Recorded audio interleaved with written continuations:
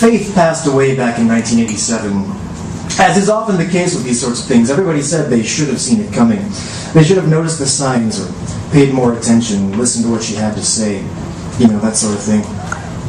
But Faith was likely destined to want to do herself in for some time beforehand.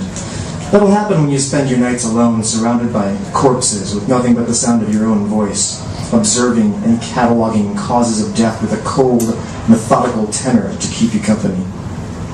Faith was a night shift coroner, a woman whose job it was to examine the recently traumatically departed, to determine just what had done them in. Now that might seem simple enough on the surface, but cut into the flesh and peel it back a few layers, and you'll see life's ravages, and often a given mortal coil's shuffling occurs for reasons not so readily apparent. And it was her job to find those reasons, to note them in neat, tidy reports that might later be used as evidence in court, or simply to console those left behind to grieve. It would have been obvious to anyone paying attention that the inherent morbidity of her vocation was depressing her a little more with each new shift she worked, as if each punch of the clock was another chunk of her humanity whittled away by the night ahead. She fell further and further from reality and went deeper into her own little world. She stopped going out. She didn't talk to anyone if she could avoid it. Her life became a lonely cycle of sleeping, eating, and poking around in corpses. And aside from the occasional supervisor or co-worker whom she only saw on her way in or out of work, she had very little living contact. And after a while, she began to look for contacts elsewhere. And it was on a night not unlike any other, as she listened back to the voice recording she'd made while examining a recently admitted subject, that she thought she heard more than her own voice on that tape. What at first sounded like nothing more than a bump or a breeze took an audible shape and seemed almost syllabic. And when she heard that sound, she played the tape back over and over again, listening ever more closely and trying to discern the nature of the noise. And each time she heard it, she deciphered just a little bit more of it, a tone here, an inflection there, until by the nearing of the end of her shift, she thought she had it figured out. There was a voice on that tape, and it was talking to her and telling her that she'd made a mistake. And in light of this new information, she re-examined the body she'd been working on, and with hints dropped by some unseen ethereal assistant, she determined that the body's actual cause of death was different. Now, I won't go into the gory details, but I will tell you that what had killed that person was something Faith never would have thought to look for on her own. But she found it readily thanks to the guidance of what she could only assume was a ghost.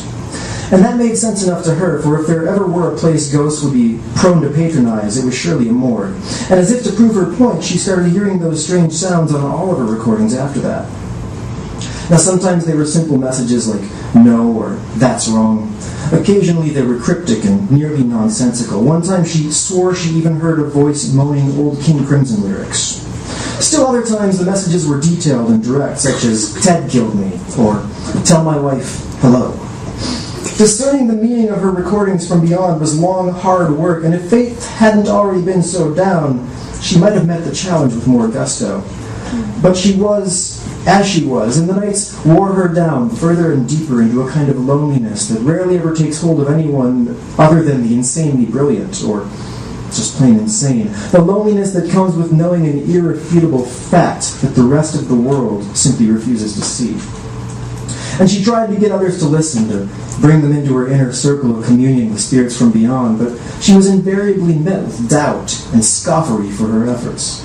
Even the few living souls she considered trusted friends, even her own family, listened to her tapes and told her there was nothing there, that it was all just bumps in the night, that the voices were in her head, if they were anywhere at all.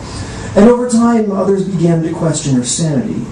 Her recordings relayed more otherworldly words that only she seemed able to hear, and her colleagues told her to keep it to herself, that she was too valuable to lose and they couldn't continue to overlook her obvious instabilities if she couldn't do something about them.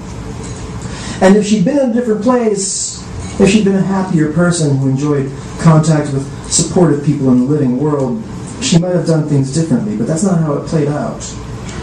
So when it was obvious that she was soon to lose her job, and when she knew that she might possibly even be committed because of her tapes, Faith took the only option she saw left to her.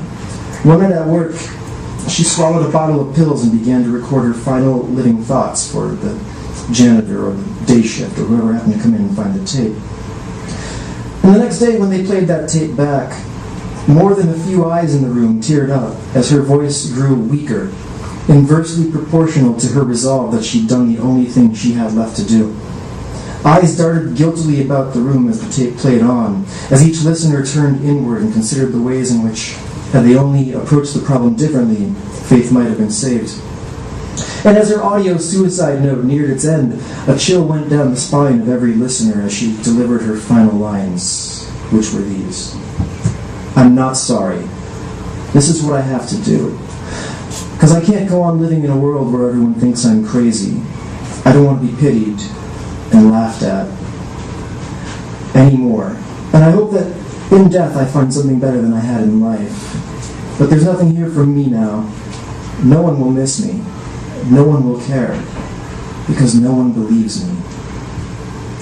Then her voice trailed off, followed by what can only be described as the sound of her dying breath. And then there was silence. And each listener to that tape followed up that last great chill with an involuntary shudder.